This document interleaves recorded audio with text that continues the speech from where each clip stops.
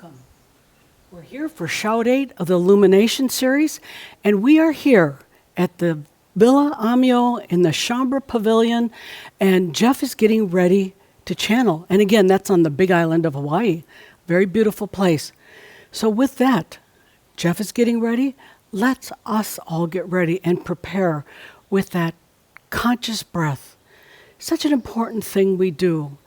We breathe all the time, but this is a time when you just sit comfortably, whatever that means to you, and you take that good deep breath of life, that conscious breath, breathing into you, into the heart of you. Take that good deep breath, that breath of allowing. That opens us to so many potentials. Just breathe and feel. Flow with your body, your soul, your divine, all that you are. Breathe the I am, I exist. I am that I am, I exist. Take that breath of presence. Breathe. Breathe and allow. Flowing. Breathing with all that you are into this now moment. Breathe as we go on to this special session.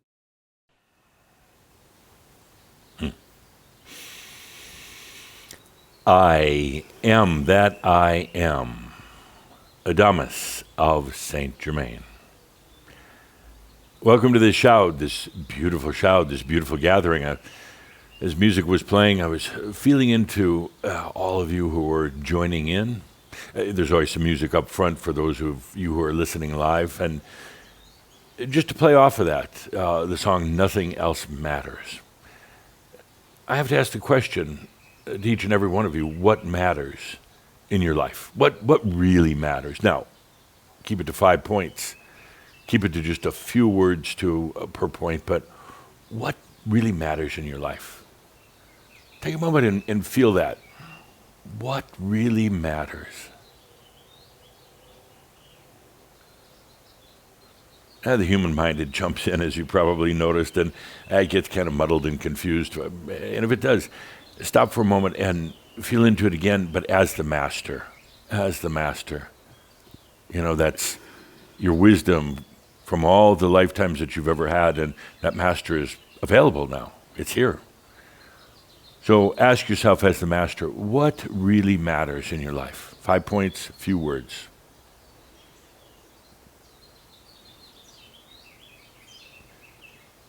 Jot it down if you want. What really matters?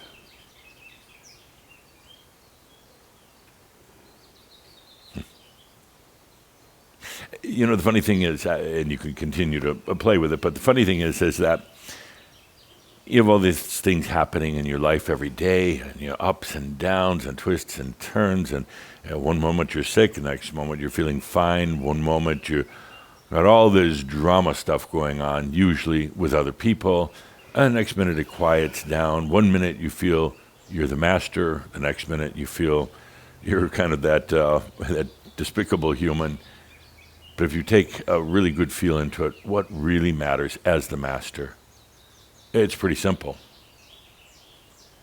It's pretty simple.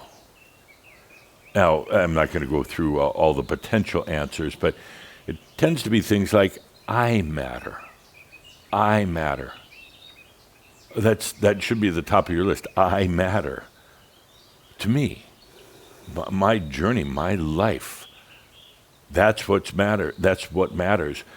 Love matters, but about love for yourself. It's not about loving everybody else. That's going to play into it. When you love yourself, you really start to understand loving other people. Up to now, you're just an amateur, playing the game of love when you really don't love yourself.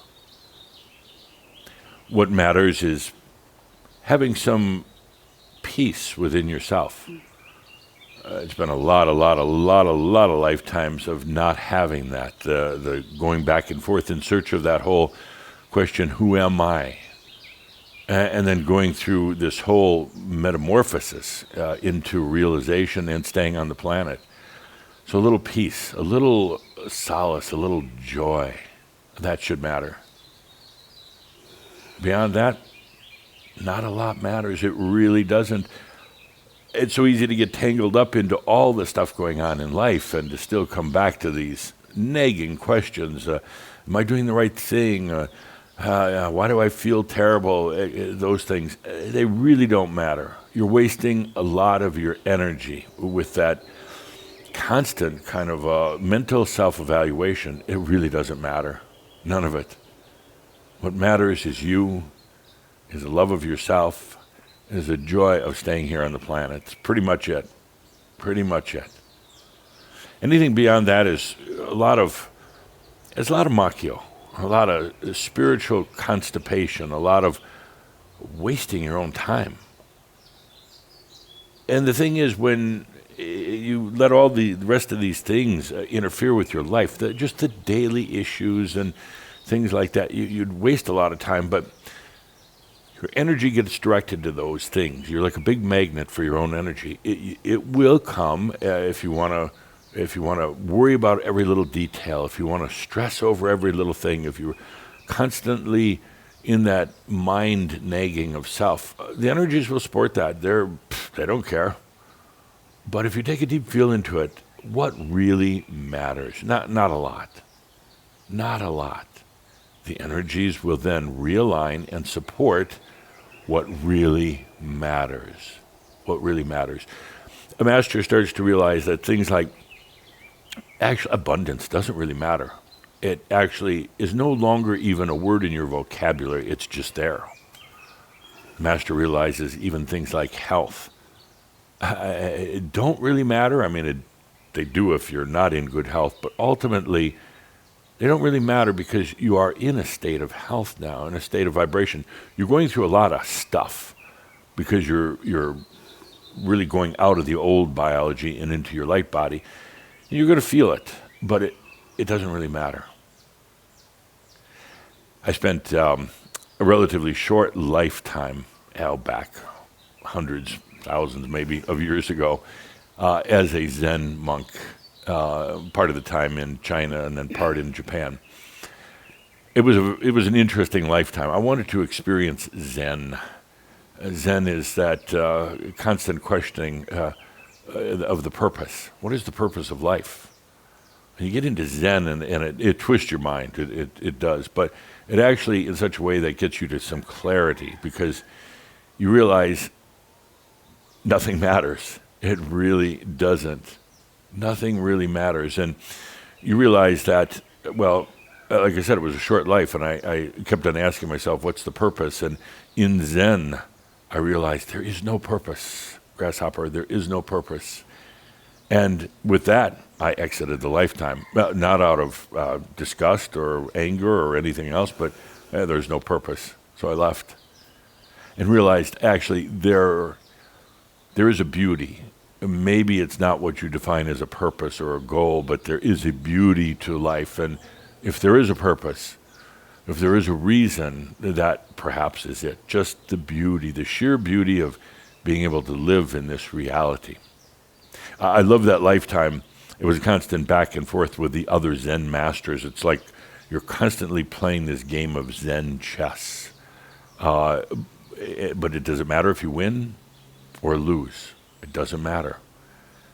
In Zen, you realize you strip everything down to the essence, and even then, it doesn't matter.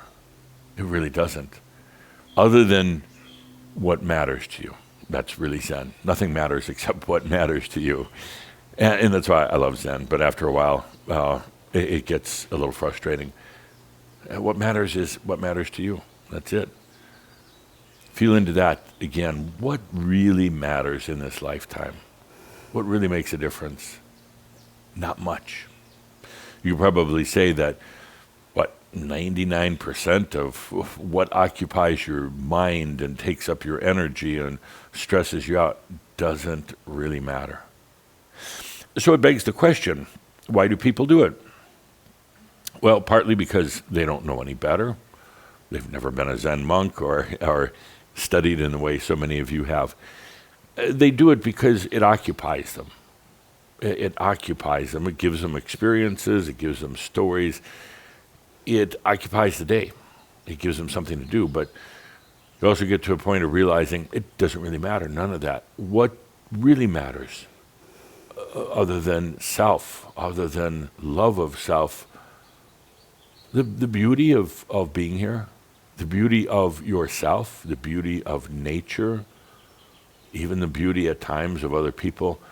And I'm not saying that's the answer, that was my answer. The beauty of life. You're here in this incredible place, a very tough place as well. But in its very toughness, in the challenges of life, it actually allows you to perceive beauty in a different way, in a much more clear way, in a more poignant way. So what mattered to me was the beauty of life, and that's why after that short lifetime as a Zen monk, I came back again for the beauty of myself, of everything around me, of experiencing my energy, and the beauty of how energy and light turn into something like this. That's pretty amazing. That turns into this reality that gives life to your biology, your mind, your everything, your experiences. Even the worst experiences have a beauty to them. So as we open the Shoud, I do have to say that it's going to be a little different than normal. We're going to have a very long Mirab, so get comfortable, get relaxed. And if you fall asleep during the Mirab, well, some of you are already asleep, but if you fall asleep during the Mirab, that's fine. Zen question of the day. What comes after completion? What comes after completion? Feel into it for a moment and feel into it as the master. What comes after completion? I'll give you a moment to contemplate that. Well, I chatted up with Linda. Linda of Isa, how are you today? They're contemplating, we're just talking. Weird. As always? More weird. More weird as always. Why is that? I'm still trying to sort it out. Sort what out? Why I'm feeling so weird. Oh, why try to sort it out? I mean, that's going to get you absolutely nowhere. Well, it's annoying to feel so weird. Why? I mean, how are you feeling weird? In what way? Uncomfortable. Keep thinking about what comes after completion. We're just chatting it up over here. Uncomfortable. Uncomfortable because I'm here. No, not because of the non. Uncomfortable because is something big happening in your life? Something going on? I'm not totally sure, but I've been having a lot of fun with Jeff and Belle, and I'm lamenting, I think, anticipating, having to do something else. Yeah. I don't think that's the real reason, but it's okay, because you'll be having to leave Belle behind for a little bit. She'll be fine. But no, there's something else going on. What is that? I'll put words in your mouth if you don't mind. It's today's Shoud, and what comes after. Sure, you're picking up on it. You're picking up on all the chambre out there, and you're picking up on kind of crossing into something new. And there's always anxiety, and there's always concern, and you should be excited. You should be excited. We're gonna do something new today. But that doesn't happen so often. Why is this one so anxious, anxiety? Oh, we've been building up to it for a while. A lot of chambre are ready. A lot of chambre are really tired now of the way they were living, and they're really saying no more, because it's time to get on with it.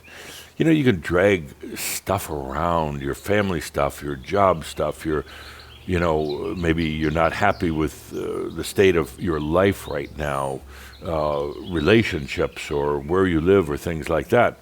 But yet people still go through it, and it doesn't make a lot of sense. And as we become more filled with light and more personally, you could say, empowered, it suddenly you realize we can change this. And it does then, not because you're thinking your way into it or powering your way through your mind, because suddenly you're ready for a change. And then the change occurs. But if this is supposed to be, something that feels better, why do I feel so uncomfortable? Zen question, why do you feel so uncomfortable? Because I can. Yes, because you can, because you got nothing better to do maybe, or because it's a departure. It's leaving the human self behind. It's, in a way, the death of an identity. And that's scary, because what comes after that? And the human mind can't possibly imagine what comes next. When it does, it limits the next to its human limitations. So, you come to this point of completion. What comes after that? Well, you could argue that nothing happens after completion. It's complete. You're done. That's it. Maybe you go out of existence, which isn't going to happen. Maybe you just exist. You just like all day, all night, all eternity, I exist. And you just exist, which actually isn't so bad. But for the human, it sounds boring. Yes, it does. It sounds very boring. The human has to have something to do. The human likes to gnaw on problems, obsess on problems. The human really likes to give me something to have to work on. And it does it obsessively over and over again until you absolutely tire of it. And a lot of you have done that, and you think, well, I'm really tired of it. You're not tired enough, because you're going to jump right back into it. So then it comes a point you say, no, really, I'm done, I'm tired, and there's no more. What's the purpose? So, here we are talking about that very question. And for you listening in, what comes after completion? Perhaps nothing? Or perhaps something that could not have been imagined by the mind. So let's take a good deep breath. Feel into that for a moment. What comes next? What comes next?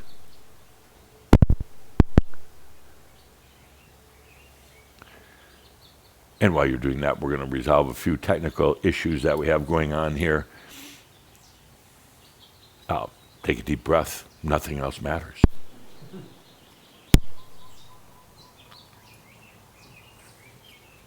Good. Okay. So, dear Shambram, you come to the point of completion. What happens after completion?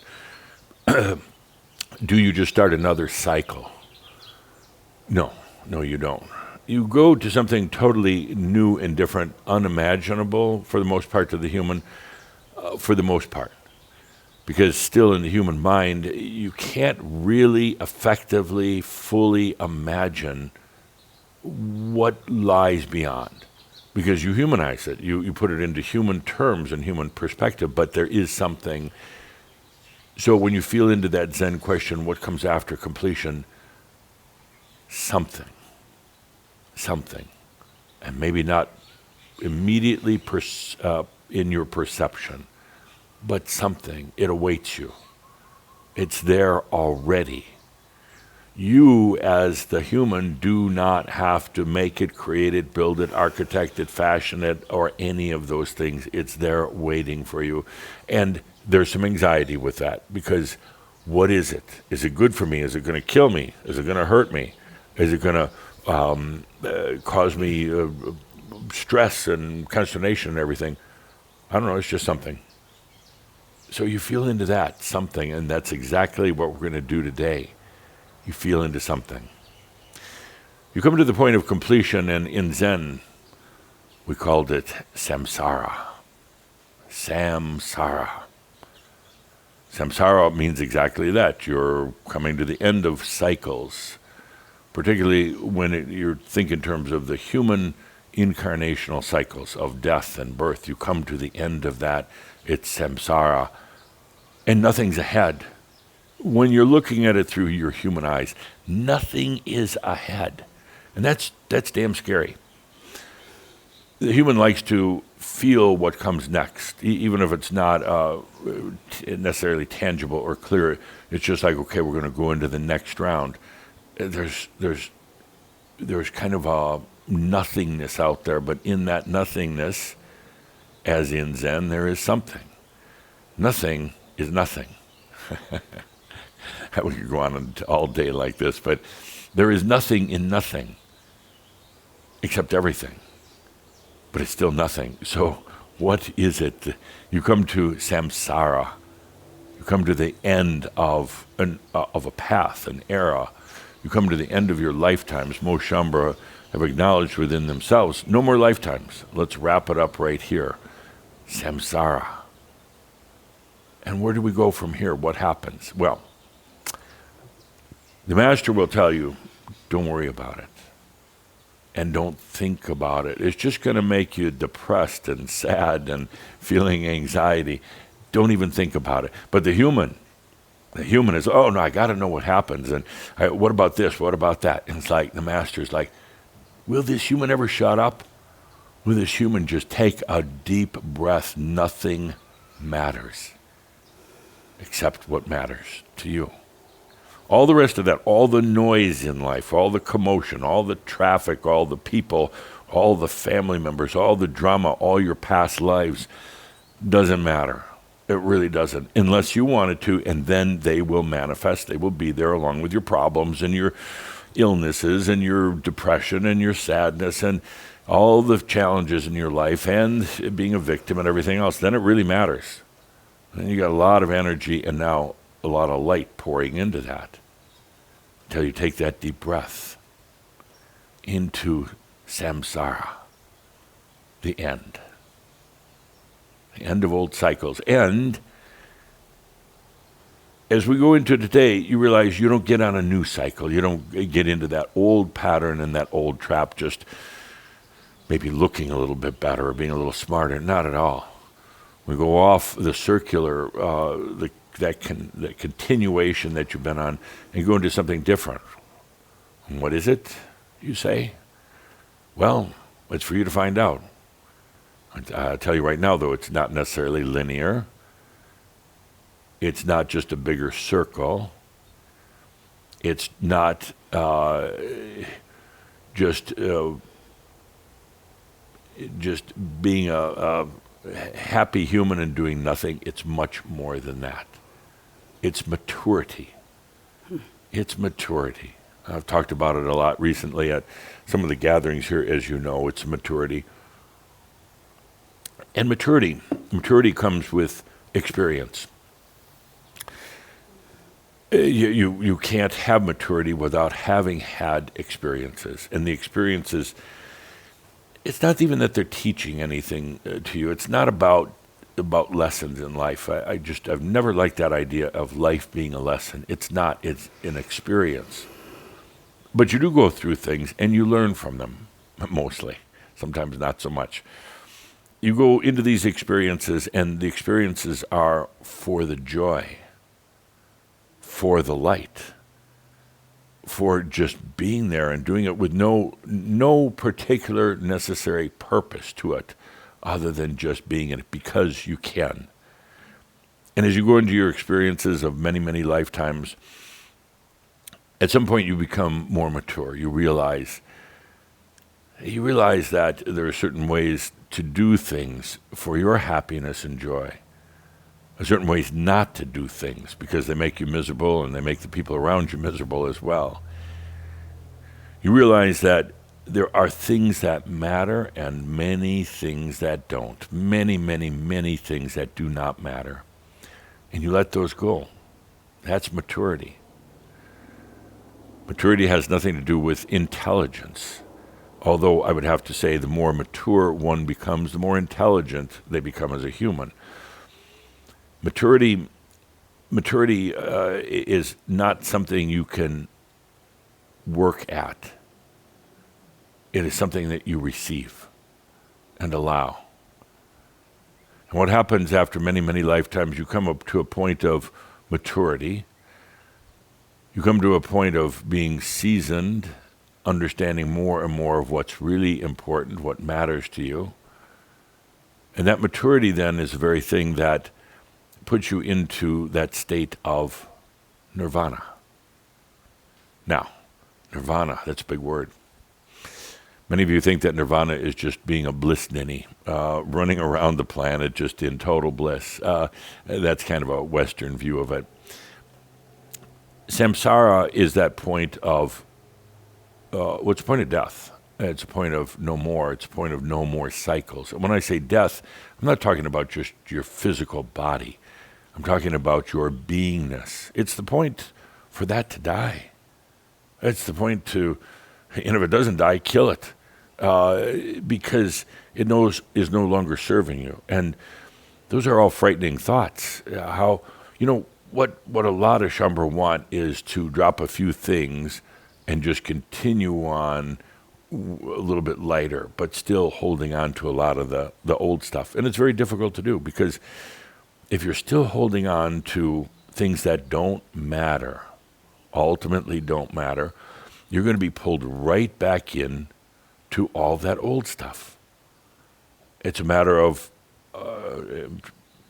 Calder is going to use the word conceding, that could possibly be used, but releasing. It's a matter of releasing. And yes, it takes a tremendous amount of courage, but then it doesn't take any whatsoever. It takes a tremendous amount of trust in yourself, but trust is inherent, so you don't have to work at it. It's already there. So we go from this point of samsara, now particularly with the apocalypse upon us, where it's the end. And it's not just starting a new beginning like the old one, but a little bit better. It's not like just putting new tires on your car. That's what I think a lot of Shaumbra think that realization is, you've got some really old, worn-out tires from having gone through many, many, many lifetimes, and now you're going to put new tires on your car and call that realization. It's much more than that. It's much more. And that's the point in general with Shaumbra where we're at. And the point I'm pushing as well. Today is about let's just do it. Let's just do it. Nirvana means a rebirth of self without the human working on it. I have to stress that. Without the human working on it, get the hell out of your way.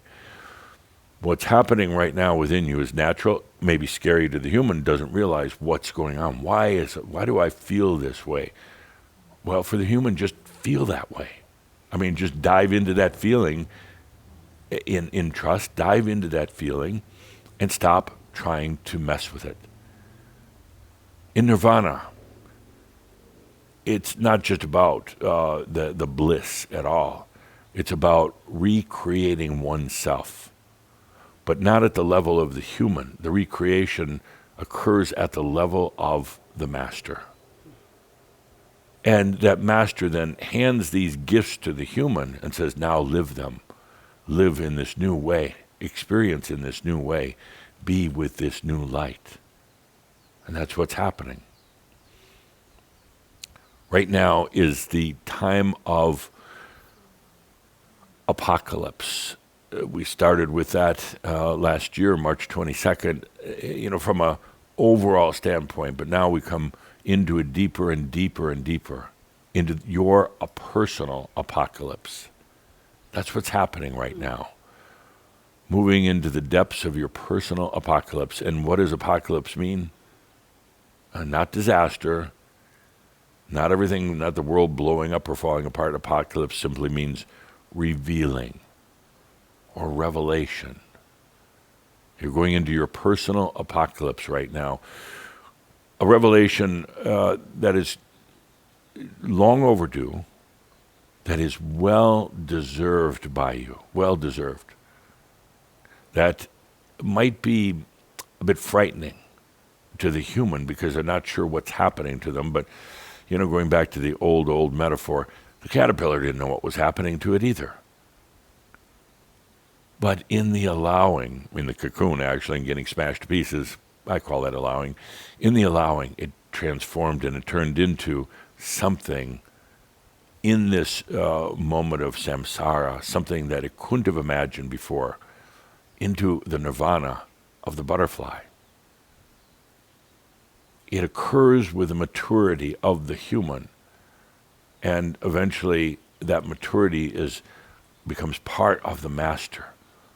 And from henceforth, from this moment on, you're going to be called more and more to acknowledge the master within, to stop relying on the old human ways. Now, the beauty of this is the master came from the human. It's not like it came, from some celestial place or often some other planet. And no, it understands the human. It comes from the maturity of the human. And it is a direct link to the divine. The master is the closest thing that you have to God. Closest thing, because it is working at a level of the maturity, of the wisdom, but yet it understands the human. So human, start backing away. Better yet, start packing up, getting ready to leave for where? Doesn't matter, does it? And that master is coming in now. The master is filled with wisdom. And it's filled with the wisdom of the love that you have come to know in your lifetimes.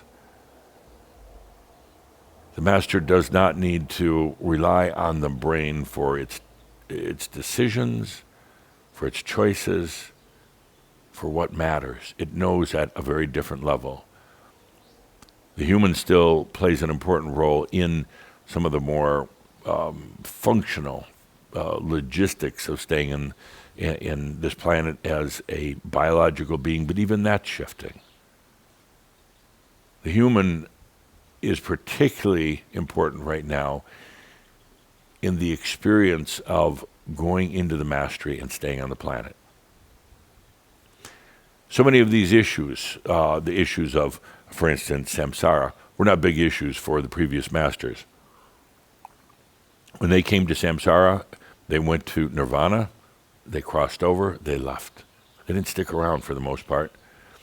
So the discussions that we're having right now are very different than the things that they experienced.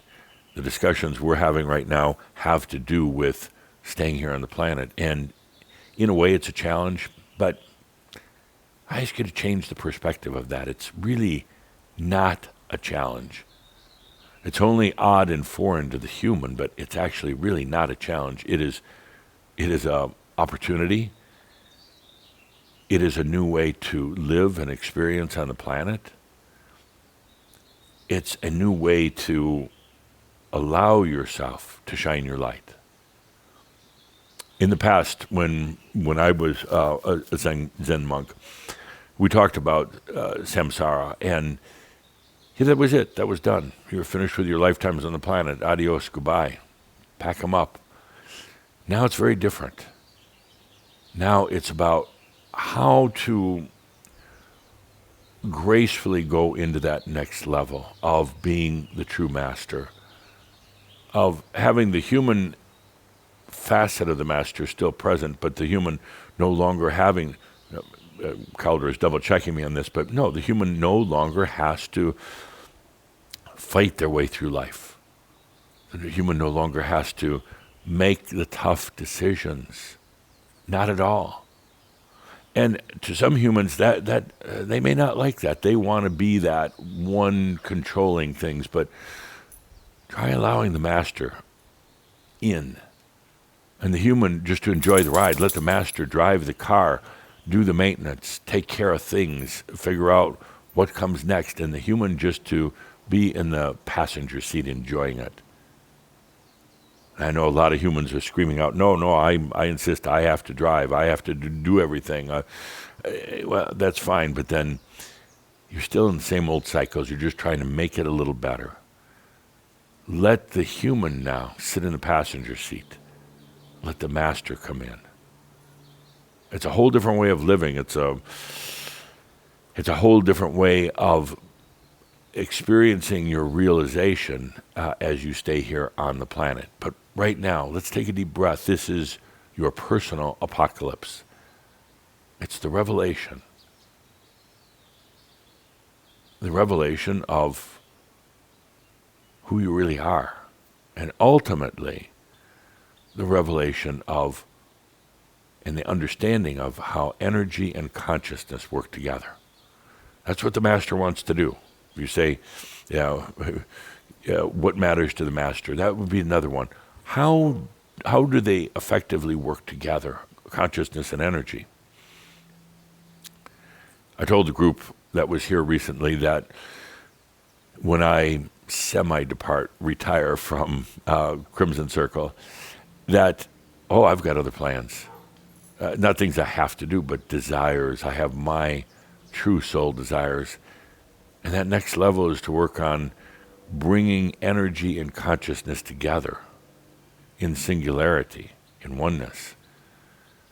Right now, you're experiencing what it's like to play with energy and consciousness, but they're in a way separate components. But the next step for me is to work with several of you and other angelic beings in ultimately bringing consciousness and energy together.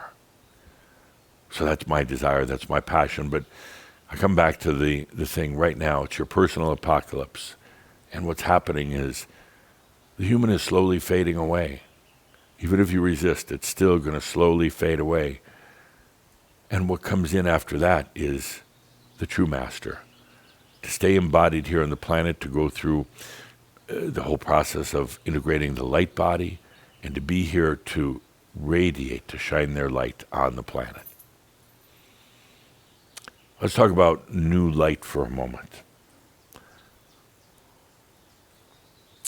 We've been talking about it in Kihak to a degree in the Shouds, but new light is very different than what I call classic light, typical light. Light is a result of energy being called into service, whether it's by the soul, by the master, by the human, but particularly in this case, let's say the human, wanting or desiring something, believing certain ways, wanting an experience according to their beliefs, whether they're conscious of it or not. What happens is that the moment there is that desire of the human, not the thought so much, but the desire, and the desire could range from anything from fear to happiness, from abundance to illness.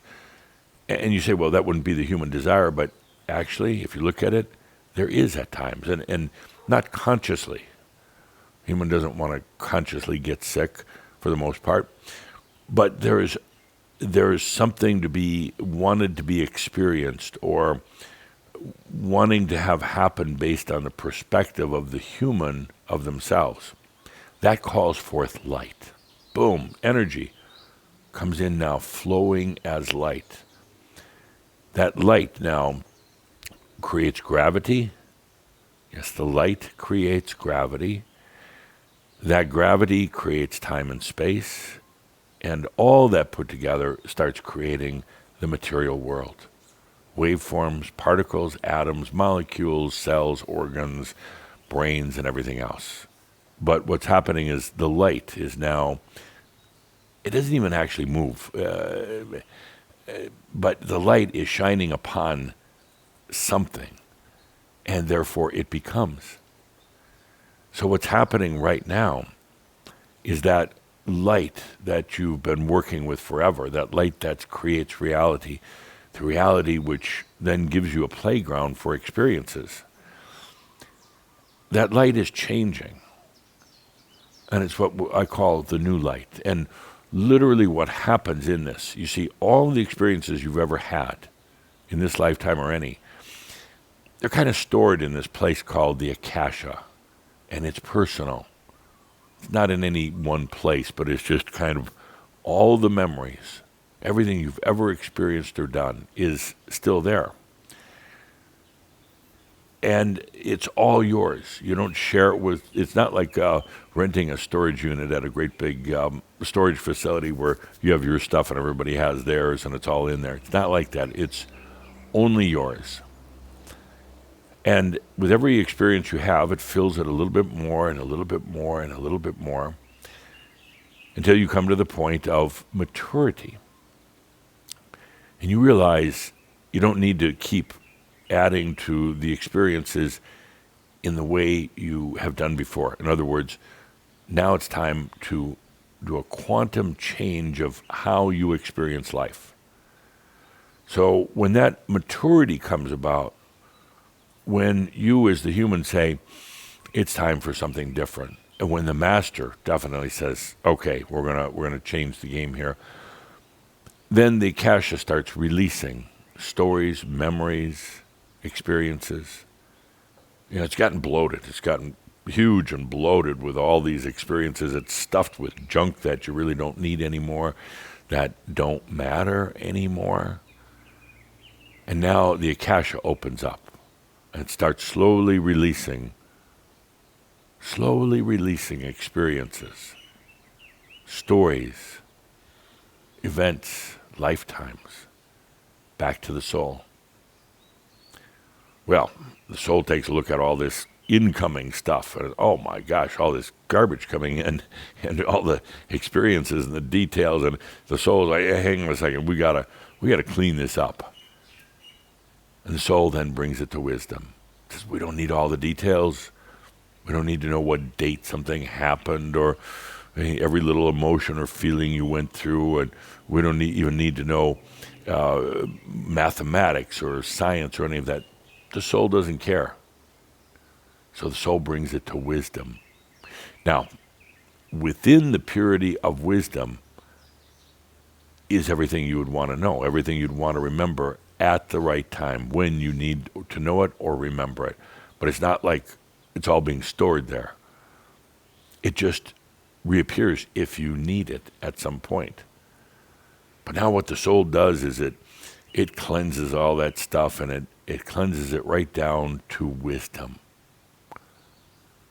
And the soul takes a deep breath. Wisdom. I love the wisdom. And it lights up.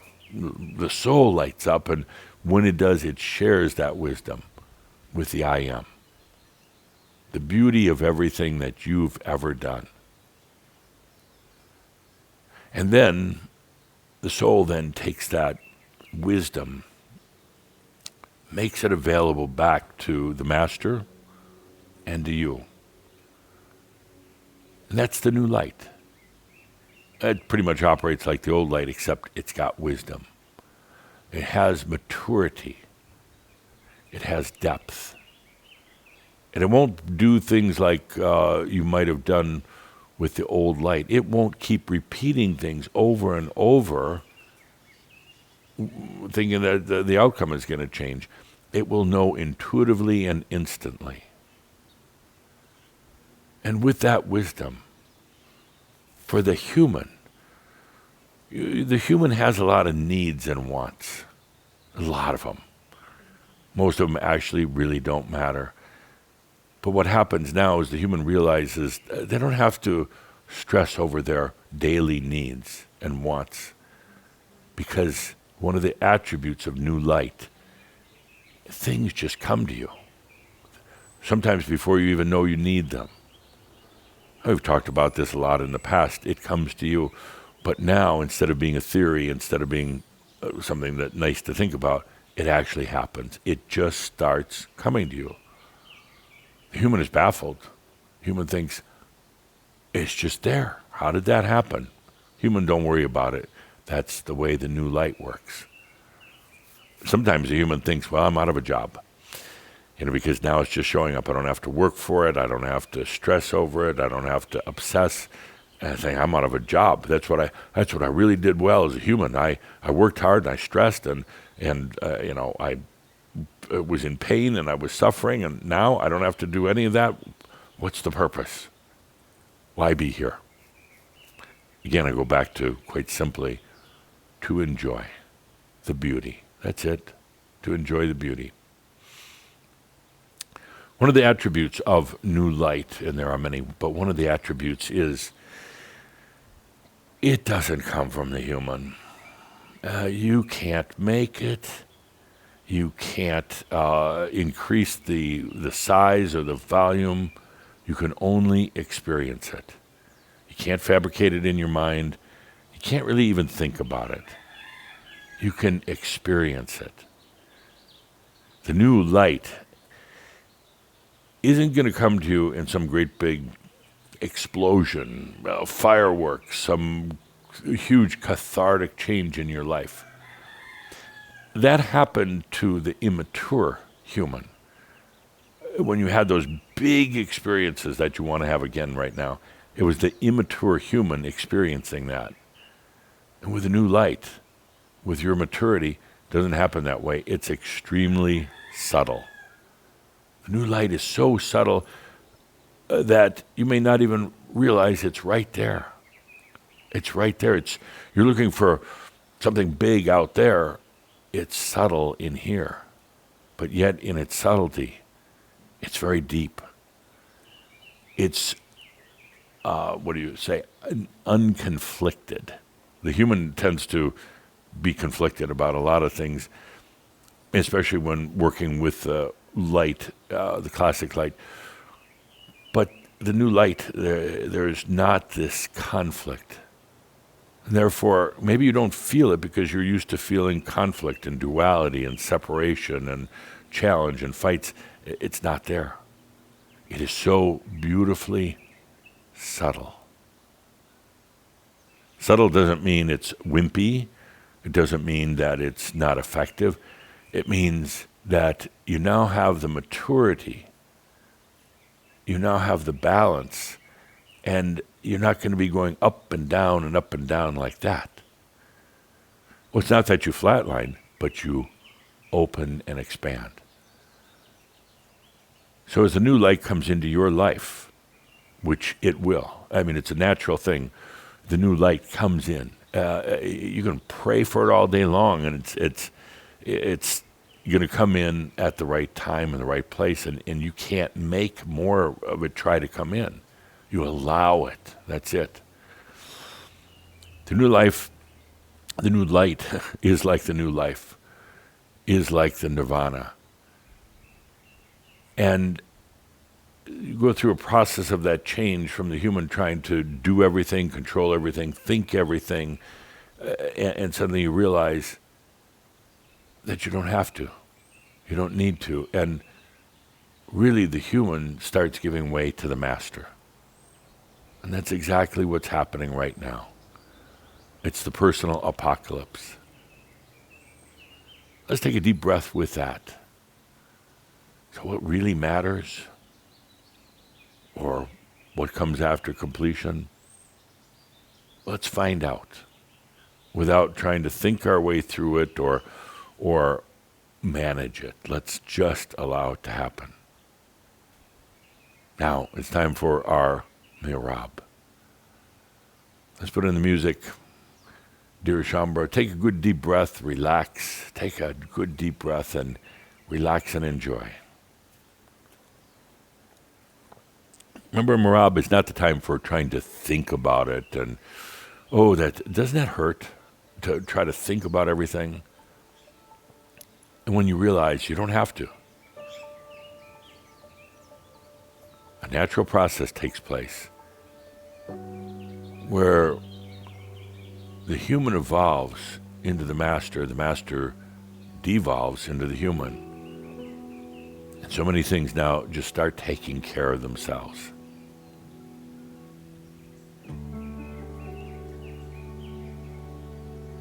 This is Mihrab of remembering, but remembering something that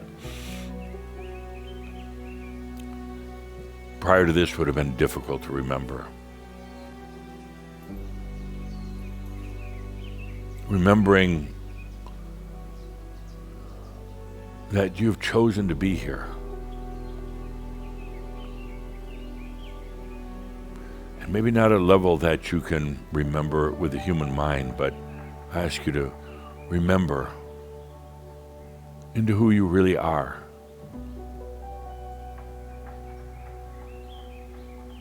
Let's take a deep breath as we go into this Mihrab of remembrance.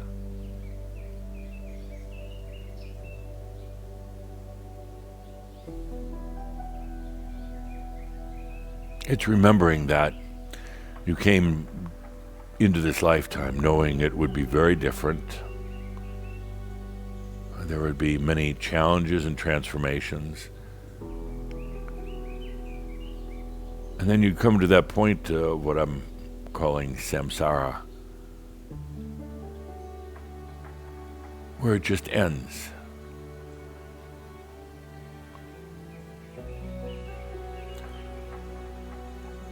But end doesn't mean final, it doesn't mean complete, it just is the end of an old way of doing things.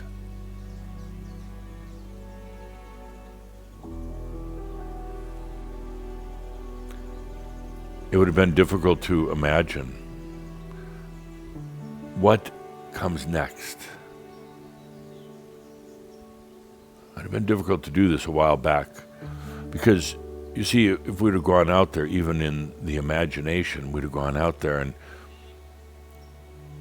so what comes next, you would have probably just gotten a big blank, a big nothing.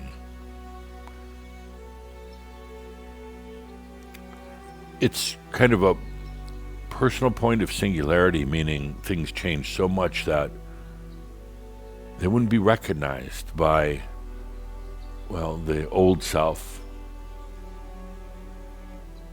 Didn't have the capacity to imagine like that. But now with the maturity and the wisdom and the new light, we can now remember, we can now imagine into what comes next.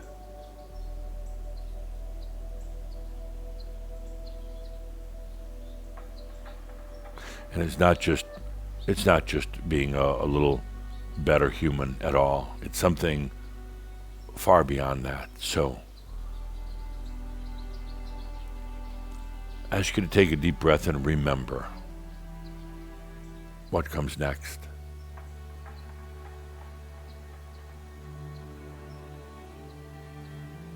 Your point of remembering is not even necessarily from this lifetime as a human.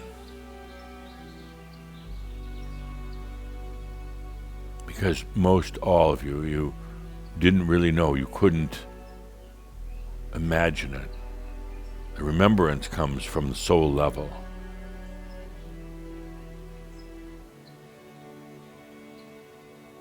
The soul desire to end the cycles of the human life, yet stay here on the planet for a while.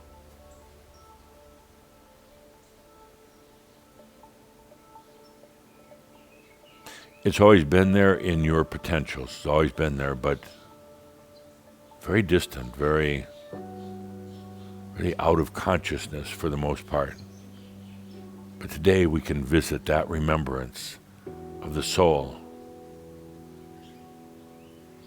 beyond samsara into the divine.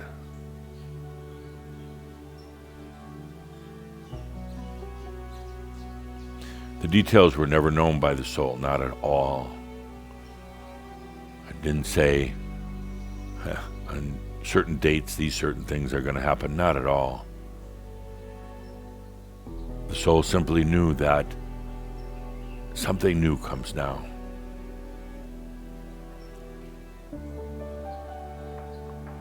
Something that is well beyond the human condition.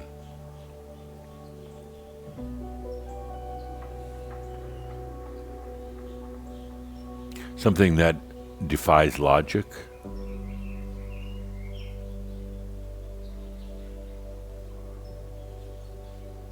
Take a deep breath and now, as the Master, remember.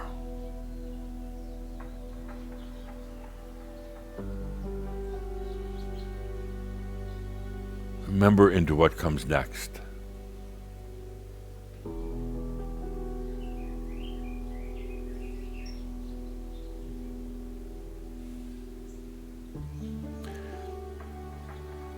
In Zen, they would say, nothing comes next. Nothing. But we're going to leapfrog right over that. We're going to go beyond that. What comes next?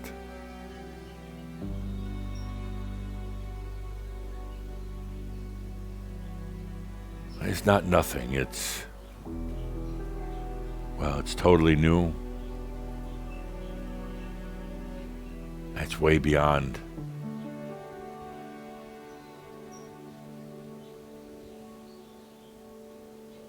Let yourself feel into this and remember the higher calling between the human and the soul.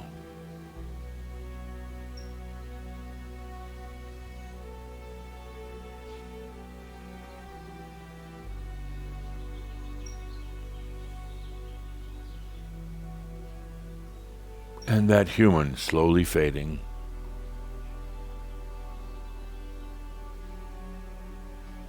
As the light of the Master comes in, it's not needed to do what it did before.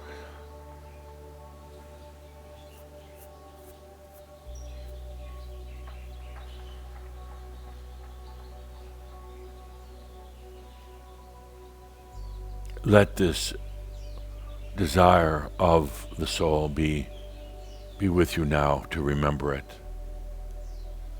It's a feeling, it's a sense, it's not details.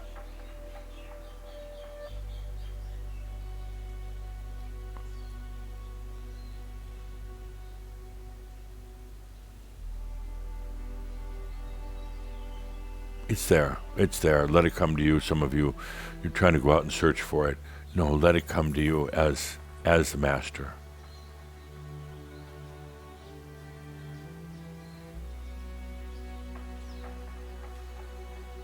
The remembrance of and the knowingness of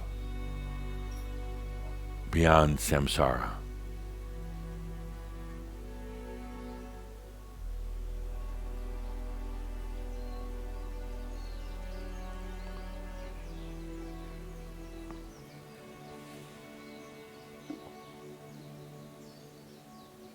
The Master and the soul have always known, have always felt, have always understood this potential could come.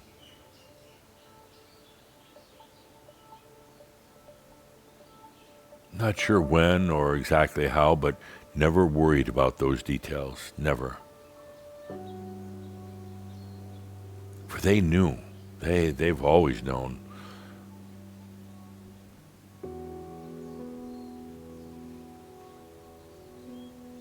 Take a deep breath now as the Master and remember.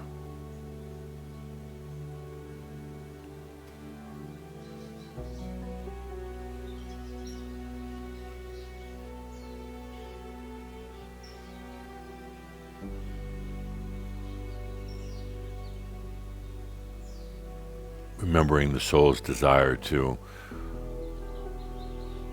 turn experiences into wisdom and offer them back. As the Master incarnate on earth, to offer this back to the Master.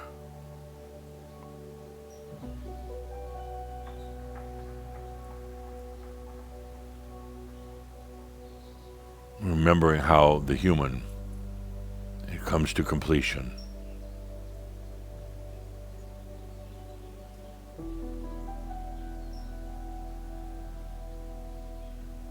It steps aside to allow the Master of itself, the Master, the true Master now,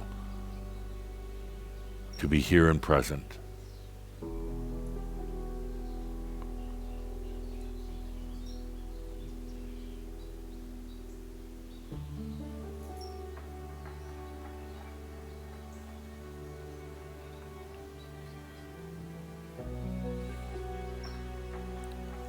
Many of you have thought and dreamt about life as a human, about doing things, accomplishing things, and all that is wonderful because it gave you a lot of experiences.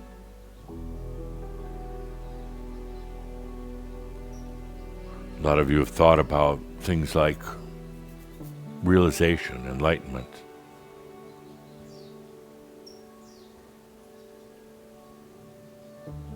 Sometimes it felt very close, other times very elusive, very distant. And if you remember now, it was always there.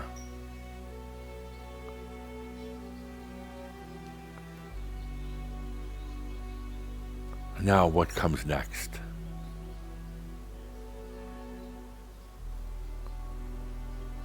Let yourself remember. Oh, and please again, as the master. And the master already understands you don't need the details, you don't need specifics. It's a sense, it's a knowingness what comes next. Now let that come to you, remembering.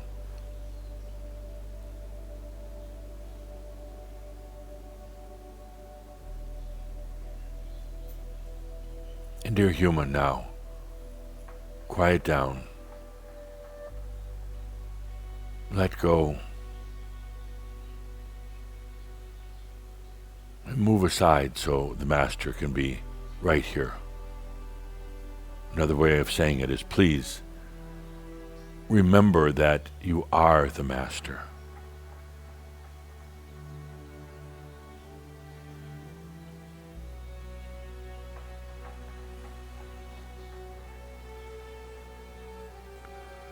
Remember a dream of being here.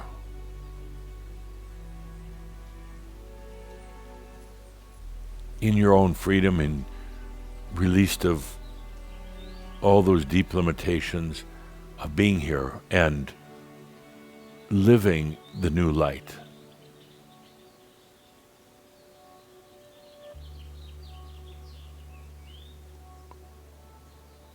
This is a desire of the soul, a desire of the master, and in the remembering now, you bring it here.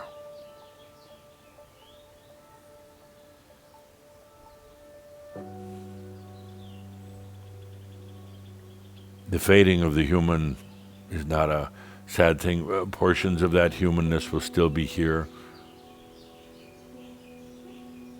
to serve the very specific human needs, but the human will no longer have to manage and handle everything and make all the decisions. Human, that facet of you can now quiet down, settle down, as you remember yourself as the master.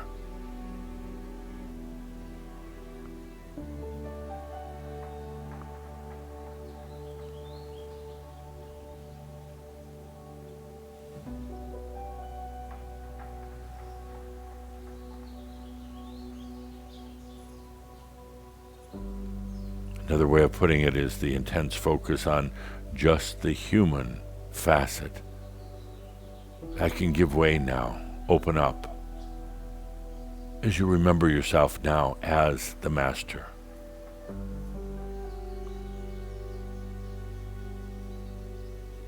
As you remember the soul's desire to be here in light and in new light.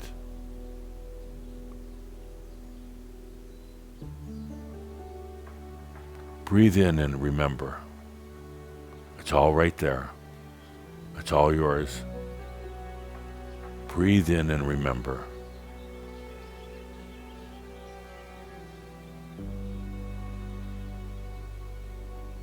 Let it come to you.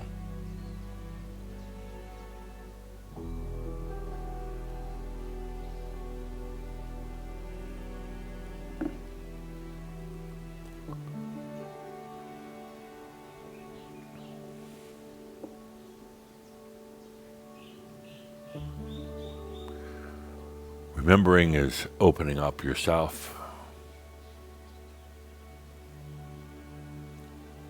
It's opening up to what's always actually been there, to desires that have been there for so very long. And the beauty is it's not about, again, it's really not about anything new, so to speak. Nothing's new, it's always been there. Always the potential for you, the master, to be here on this planet in the new light. And now it's just remembering back into that.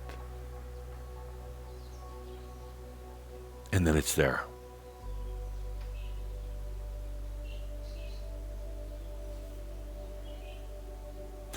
it's actually not even about believing it. It's simply remembering it. And then it'll come to you. You don't have to force yourself to believe or to work at it. It's just taking a deep breath, opening up, and remembering.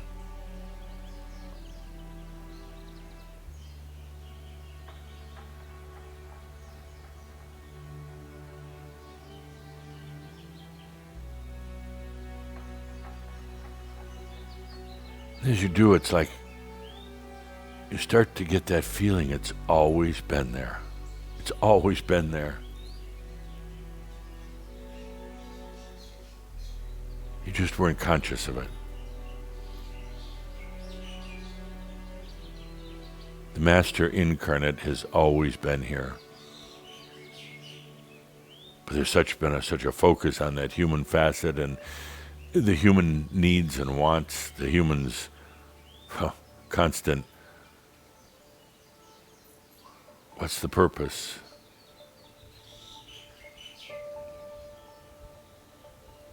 Now you can take a deep breath and just remember. And as you do now, the energies work different. The experiences come to you differently.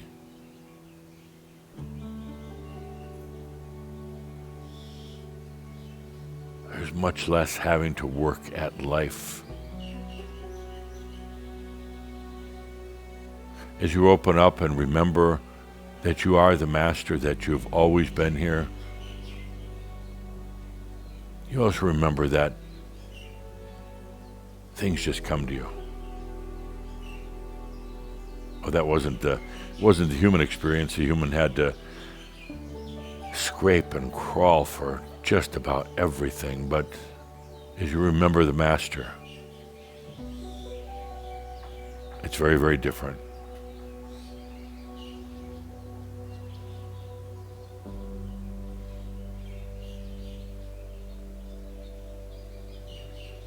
Let's take a deep breath into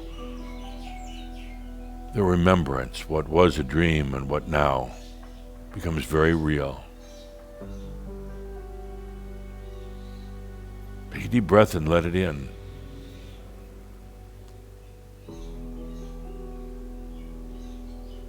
Let the human evolve into the Master now.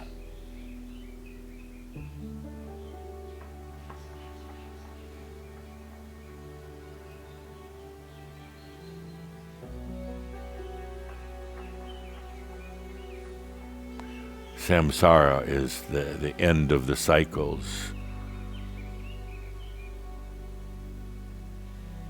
And that's exactly what's happening now, but an end not meaning death, simply meaning a new way.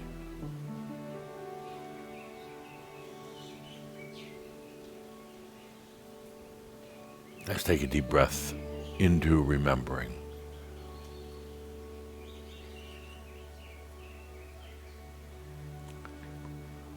Good deep breath.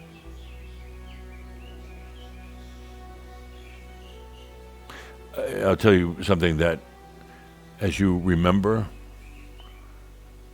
you're not going to forget. You're not going to forget it. It simply becomes part of your imprint, your identity, your consciousness. You're not going to forget. And please don't work at remembering. Remembering is just another way of saying allowing. Take a good deep breath into yourself as the Master, as the human now. It comes to the end of its cycles. The human facet has done what it was supposed to do. But now that that's coming to an end, now the Master emerges and lives quite differently, lives and plays with this new light quite differently. Let's all take a good deep breath together on this beautiful day. And back to the Zen. What happens after completion is what you allow yourself to remember. Good deep breath. With that, dear friends, I look forward to having my audience back next month. When I come here to Kona, I love doing the Shouds with you, but I love the audience. I love the interaction, the interplay, the humor, the embarrassment, every part of it. So until we meet again next month, back at the Connection Center in Colorado, I am Adamus of Saint-Germain. Thank you. And so it is.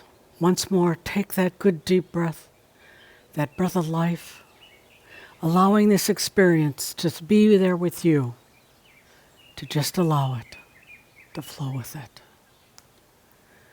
Be that good deep breath of life. Again, allowing these highest potentials, they're there for each of us. Take the good deep breath and feel the energies of Adamus here serving us. Breathe with it. Flow with it. And more than anything, thank you for being a part of this Shoud. Thanks again, and we'll be back for the June Shoud. Thank you.